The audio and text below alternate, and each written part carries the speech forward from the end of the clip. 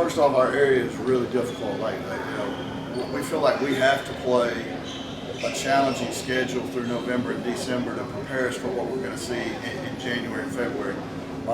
Some really talented teams and really good teams in our area. So that's kind of, we really haven't talked about yet as to what our overall season goals are and those kind of things. We've more talked about our short-term goals and tried to prepare each day to make ourselves better as a unit, because we do have a lot of young players on this team. The bulk of the playing rotation right now would be 8th graders, 9th graders, and sophomores. So when I say the bulk, I'm talking about like 80%. So a lot of these kids are going to have their first run through varsity play. So rather than talking about state championships and those kind of things early on, we've talked about what we've got to do each day to prepare ourselves for that. In terms of how the approach we've got to bring in practice, the mental approach that you have to bring in practice, how physical you've got to be. Because just like Eleanor was talking about for her last year, the biggest difference for kids that are moving up from middle school to the varsity level is just the physical nature of the play. And I think it's more so even up here than it is, in other parts of the state. Like girls basketball tends to be one of the most physical sports around. And you got to be willing to, like the contact, I guess. So we try to play a difficult schedule in November and December that really prepares us for that in January and February. And that's going to be kind of our goal as we go through November, is take each day one day at a time and make sure we're better the next day than we were yesterday. They were really strong leaders, and so them being on our team really helped us see the good aspects of the game. They helped us build each other up and know how to communicate, how to things are going. We'll keep working through it so that's how we're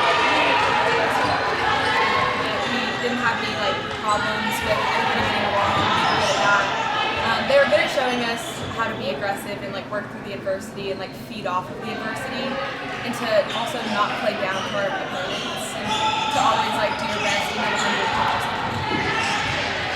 Well, Abby Johnson was a second team 7A All-State player. There are very few players of that caliber in the state, and to lose her, and Zoe Trahan as well, because Zoe was a multiple year starter and played really big minutes in key games and had a lot of experience in those situations. My approach has been, just like I said earlier, we're taking each day one day at a time, because this team is young and they have not been through some of the experiences that last year's team had been through. Abby Johnson was a different player as a senior than she was as a freshman. She started all 4 years, but she was so much better as a senior than she was as a freshman. So sometimes you got to crawl before you can walk, and that's kind of where we're at right now. And as we go through November, some of these kids are going to get experience, and I do think we're a talented bunch. This 9th grade, 8th grade, 9th grade class that we have at Huntsville right now is probably the most talented 8th grade and 9th grade class that in my tenure at Huntsville. So, talent is not necessarily going to be a problem. It's going to be, can we work through the experience and, just kind of find the level that we have to play at early on, or is that going to take us some time? I mean, it was a super fun experience. I really enjoyed it. The seniors are super welcoming. It definitely is a big difference from middle school, though. Just the level of play, completely different. Little baby 8th grader playing with these huge seniors.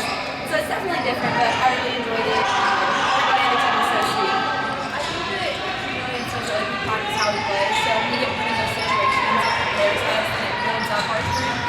So we know that it's okay to fail, but we have to move on to the next play and we have to learn from our mistakes.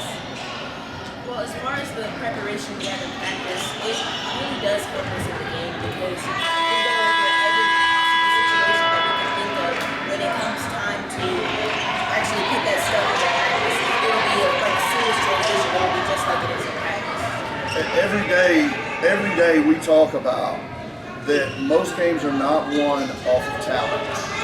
Most games are not won off of offensive ability. It typically is the toughest team in the gym that wins.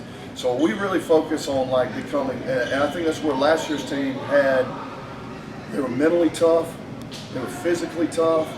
Teams that maybe had pushed them around when they were sophomores and freshmen didn't push them around as juniors and seniors because they had built that toughness over time.